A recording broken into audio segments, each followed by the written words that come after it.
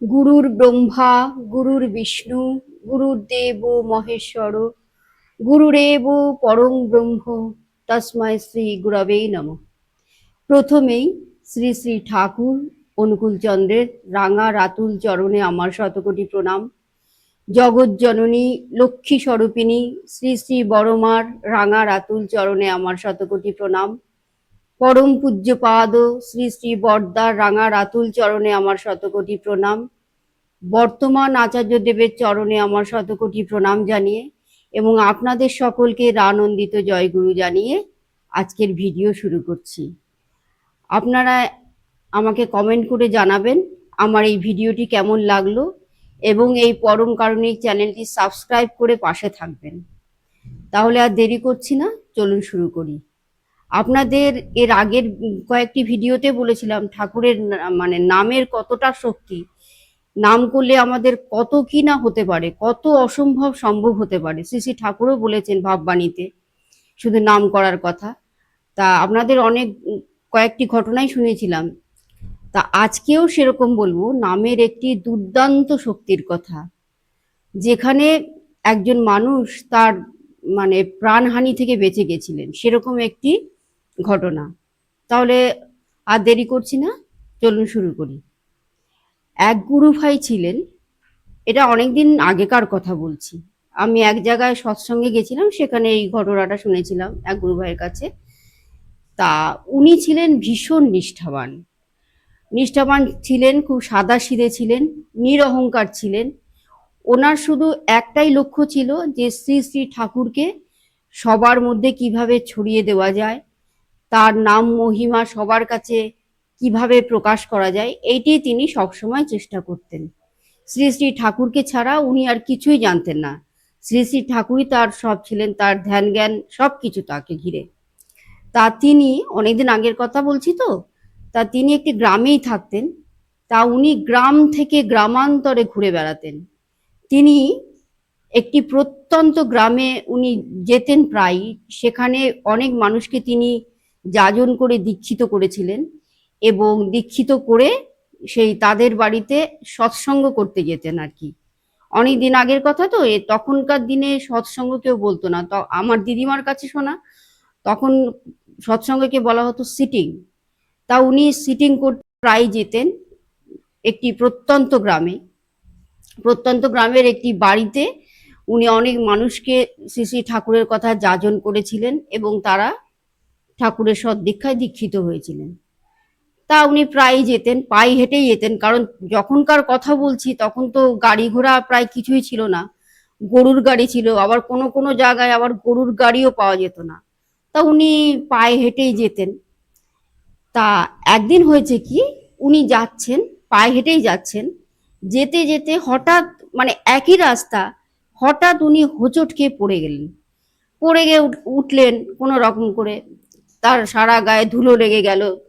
তিনি গায়ের ধুলো বালি ঝেড়ে ফেললেন, দেখলেন তার পাটা কেটে গেছে। তিনি উঠে আস্তে আস্তে আবার হাঁটতে শুরু করলেন। এমা কিছু দূর গিয়ে আবার কি হলো, আবার তিনি পড়ে গেলেন। উনি ভাবছেন কি হচ্ছে আমার সঙ্গে। তারপর দেখলেন তার হাতের এক জায়গায় ছড়ে গেছে, আরেকদিকে কেটে গেছে এরকম। তাও তিনি কিন্তু দমলেন না, আবার তিনি হাঁটতে শুরু করলেন। হেঁটে হেঁটে হেঁটে হেঁটে গেলেন, আবার খানিকটা দূরে গিয়ে আবার পড়ে গেলেন। এবার পড়ে গিয়ে তার মাথায় লাগলো, তার নাকে মুখে তিনি আঘাত পেলেন। তা উনি ঠাকুরের নাম করে কিন্তু এগিয়ে চলেছেন, ভাবছেন এসব আমার সঙ্গে আছে, কেন এরকম হচ্ছে, কি হয়েছে। যাই হোক, উনি ভাবলেন শ্রী শ্রী ঠাকুরেরও তো এটাই ইচ্ছে। যাই হোক, উনি শ্রী শ্রী ঠাকুরের নাম করতে করতে সেই প্রত্যন্ত গ্রামে গিয়ে সেই যাদের বাড়িতে উনি সিটিং করবেন বলেন যাচ্ছিলেন, সেই তাদের বাড়িতে গিয়ে উপস্থিত হলেন। তারা তাকে দেখতে পেয়ে বললেন, আপনার কি হয়েছে দাদা, এরকম অবস্থা, আপনার হাত পা কেটে গেছে, ছড়ে গেছে, এ কি। উনি বললেন যে আমি এরকম ভাবে পড়ে গেছি, কেন হলো এটা বুঝতে পারলাম না, আমার ওই জন্য এরকম হয়েছে। তা ওনারা জল টল দিলেন। যাই হোক, উনি হাত পা ধুয়ে টুয়ে বসলেন। তারপরে যাদের বাড়িতে সিটিং করতে গেছে ওনারা বললেন যে আপনি এরকম অবস্থায় পারবেন তো সিটিং করতে। উনি বললেন হ্যাঁ হ্যাঁ পারবো, নিশ্চয়ই পারবো। তা যাই হোক, সিটিং হলো। সিটিং হয়ে যাওয়ার পর সেই বাড়ির লোকেরা তাকে বললেন যে দাদা আপনার কাছে একটা আমাদের নিবেদন ছিল। তা উনি বললেন, হ্যাঁ হ্যাঁ বলুন না, কি কি বলবেন বলুন। বলছে আমাদের এখানে একজন আছেন, তিনি তান্ত্রিক, তিনি তন্ত্রবিদ্যা চর্চা করেন, তার খুব ইচ্ছে উনি আপনার সঙ্গে একবার দেখা করবেন। উনি অনেকদিন থেকে আমাদেরকে বলছেন, কিন্তু আমরা ঠিক সময় পাচ্ছি না, আর আপনি তো সবসময় আসেন না। তা আজকে যদি আপনি একবার ওনার কাছে যান তাহলে খুব ভালো হয়। তখন উনি বললেন, সে তো ভালো কথা, চলুন না, যাব, কি আছে। তা আপনার এরকম অবস্থা, বলছে তাতে কিছু হবে না, আমি নিশ্চয়ই যাব, চলুন। তখন সেই গুরু ভাইদের সঙ্গে, সেই গুরু ভাইটিও কিন্তু সেই যে যিনি সেই তন্ত্রবিদ্যা মানে চর্চা করতেন সেই তান্ত্রিকের কাছে গেলেন। তাদের বাড়ির খুব একটা দূরে বাড়ি ছিল না, খুব একটা মানে কাছাকাছি বলতে পারেন বাড়িটা। তা সেখানে গেল। সেখানে গিয়ে অদ্ভুত ব্যাপার হলো, উনি বাড়ির ভেতর ঢুকতে যাচ্ছেন, আর সেই তান্ত্রিক লোকটি হুংকার দিয়ে বলে উঠল, কিরে, এরকম অবস্থায় আসতে পারলি, হাঁটতে পাচ্ছিস, কিরে তোর কি অবস্থা। উনি ভাবছেন এ আবার কি কথা। আরো মানে ওনার সঙ্গে যে গুরু ভাইয়েরা ছিল তারাও অবাক হয়ে গেল, এ আবার কি কথা, এরকম করে বলছেন কেন। যাই হোক, উনি তো গেলেন, গিয়ে ওই তান্ত্রিককে উনি নমস্কার করলেন।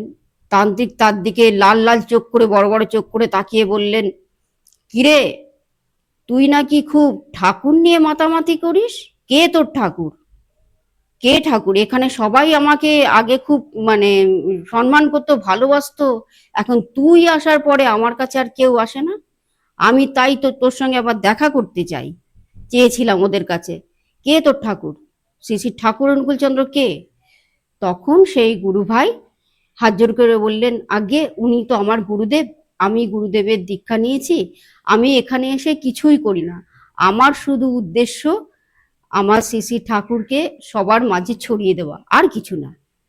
তখন সেই তান্ত্রিক বললেন, তুই ভালো চাস তো এখান থেকে চলে যা, আর এখানে এদের কাছে আর কোনোদিন এসে এইসব করবি না, এই ঠাকুরের নাম গান আমার করা একদম পছন্দ নয়, তুই কখনো কোনোদিন আর এদিকে আসবি না, আসার চেষ্টাও করবি না।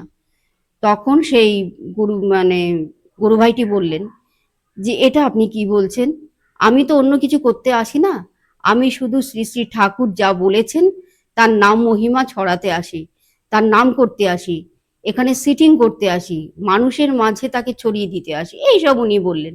শ্রী শ্রী ঠাকুর আমাকে যা করান আমি তাই করি, উনি যেভাবে চালান আমি সেভাবে চলি, উনি আমাকে যা বলতে বলেন আমি তাই বলি, এইটুকুই, আর কিছু না।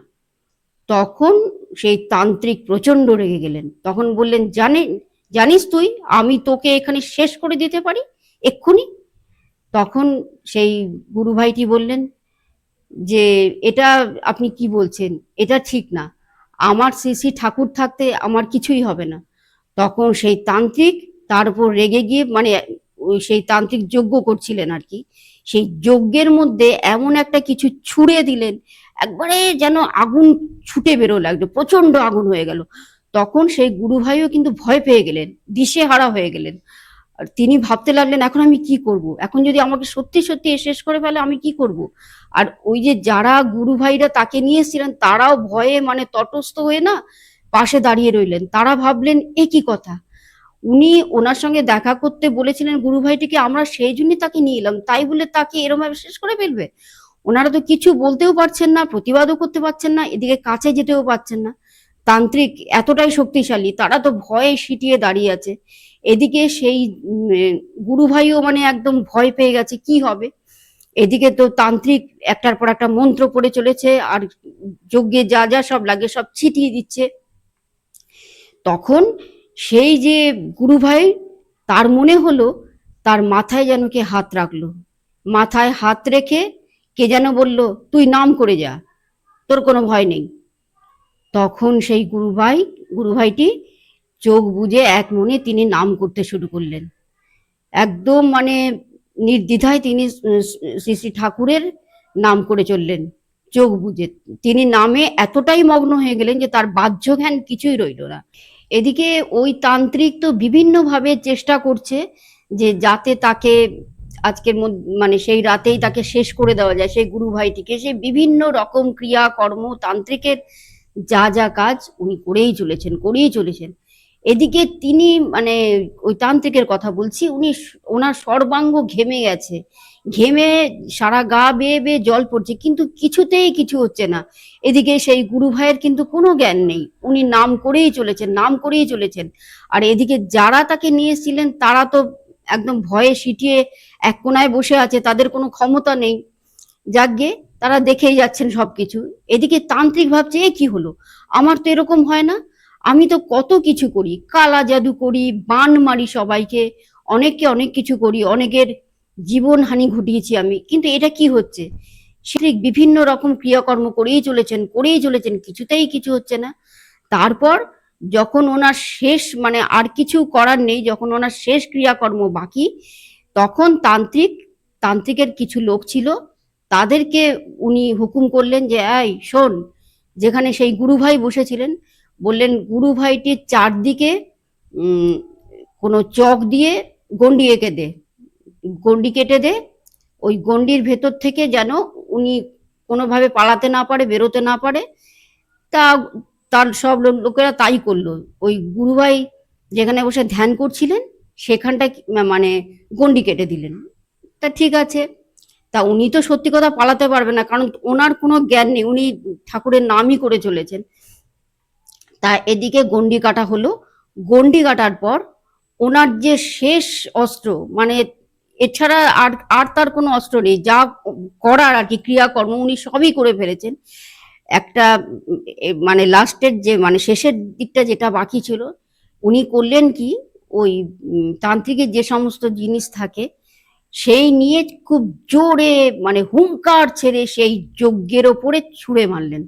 তার ফলে কি হলো, সেই যজ্ঞের আগুন গিয়ে ছিটকে গিয়ে ওই তান্ত্রিকের মুখে, গায়ে, সারা গায়ে ছড়িয়ে পড়লো। তান্ত্রিক কিন্তু ভয়ে চিৎকার করে লাফিয়ে উঠলেন, লাফিয়ে উঠে প্রচন্ড জোরে চিৎকার করতে লাগলেন। এদিকে সেই তান্ত্রিকের চিৎকারে কিন্তু সেই গুরুভাই যে ধ্যানে মগ্ন ছিলেন, ওনার ধ্যান ভঙ্গ হলো। উনি তখন দেখলেন চারদিকে আগুন জ্বলছে, আর ওই যে তান্ত্রিক উনি পুড়ে গেছেন, হাত পা মুখ গলা ঘাড় তার একদম পুড়ে গেছে, উনি জ্বালায় চটপট করছেন। তখন সেই তান্ত্রিক এই গুরু ভাই মানে উঠলেন আর কি, ধ্যান করা অবস্থা থেকে উঠলেন, উঠে তাকে জল টল ইত্যাদি দিলেন। তার এমন অবস্থা, তার কাছে তো কেউই আসতে পারছে না, মানে সবাই আসতে ভয় পাচ্ছে। সেই গুরু ভাইটি কিন্তু ভয় না পেয়ে তার কাছে এলেন, এসে তাকে তুললেন এবং তার চোখে মুখে জল দিলেন। উনি তো মানে যন্ত্রণায় ছটফট করছেন, পুড়ে গেছে, বুঝতেই পারছেন কি অবস্থা, যন্ত্রণায় ছটফট করছেন, তার চোখে মুখে হাতে পায়ে উনি জল দিলেন এবং তাকে জড়িয়ে ধরলেন। ওই গুরু ভাই ওই তান্ত্রিককে জড়িয়ে ধরে নাম করতে শুরু করলেন। জড়িয়ে ধরে নাম করার পর সেই তান্ত্রিক যেন একটু ধাতস্থ হলেন। উনি বললেন আমাকে আপনি ক্ষমা করে দিন।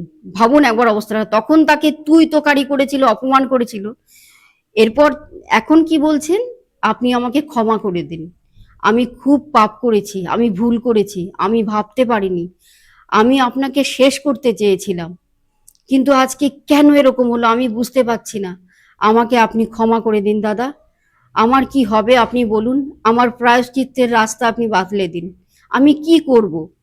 তখন সেই গুরু ভাই সস্নেহে ওই তান্ত্রিককে বুকে জড়িয়ে ধরে বললেন আপনাকে কিচ্ছু করতে হবে না, আপনি যে নিজের ভুল বুঝতে পেরেছেন এটাই অনেক, আপনি শ্রী শ্রী ঠাকুরকে ডাকুন, শ্রী শ্রী ঠাকুরের সদ্দীক্ষা নিন এবং আমার কাছে ক্ষমা না চেয়ে আপনি তার কাছে ক্ষমা চান, তিনি পরম প্রেমময়, তিনি কাউকেই বিমুখ করেন না, তিনি নিশ্চয়ই আপনাকে ক্ষমা করবে, আপনি তার কাছে করজোড়ে ক্ষমা চান, তা আপনার সব ঠিক হয়ে যাবে। তারপরে সেই যে যাদের বাড়িতে সৎসঙ্গ মানে সিটিং হয়েছিল আর কি, তারা এসে সেই গুরু ভাইয়ের কাছে ক্ষমা চাইলেন যে আমাদের ক্ষমা করে দিন, আমরা মানে ভাবতে পারিনি যে ওনার কাছে নিয়ে এসে আপনার এই অবস্থা হবে। যাই হোক, তারপরে পরবর্তীকালে সেই তান্ত্রিকও সদ্দীক্ষায় দীক্ষিত হয়েছিলেন এবং পরে তিনি একজন ইষ্টপ্রাণ মানুষ হয়ে গেছিলেন। তাহলে বুঝতেই পাচ্ছেন নামের জোর কতটা, নাম করলে আমাদের কি হতে পারে, আমরা নাম করলে কোথায় পৌঁছতে পারি। ঠাকুরের সত্যানুসরণে একটা বাণী আছে না, তুমি কারো ক্ষতি করো না, কেউ তোমার ক্ষতি করবে না, বা তুমি যদি সবার ভালো করো সবাই তোমার ভালো করবে, এরকম একটা মানে বাণী আছে ঠাকুরের সত্যানুসরণে। আমার এখন পুরোটা ঠিক মনে পড়ছে না, আমি এটুকুই বললাম। তাইলে সেই তান্ত্রিক ওই গুরু ভাইটিকে, গুরু ভাইয়ের ক্ষতি করতে চাইছিলেন, কিন্তু তার নিজের ক্ষতি হয়ে গেল। বুঝতেই পারছেন তাহলে কিরকম অবস্থা। তাহলে আজকের ভিডিওটা একটু বড় হয়ে গেল, আজকে আর বড় করছি না। আপনাদের এই ভিডিও কেমন লাগলো কমেন্ট করে জানাবেন, এবং এই চ্যানেলটি সাবস্ক্রাইব করে দেবেন যাতে আমি নতুন ভিডিও দিলে আপনাদের কাছে চলে যায়। আপনারা সকলে ভালো থাকুন, সুস্থ থাকুন। পরম পিতার রাঙা রাতুল চরণে আপনাদের সকল মঙ্গল প্রার্থনা করে আজ এখানেই শেষ করলাম। বন্দে পুরুষোত্তমম। জয় গুরু।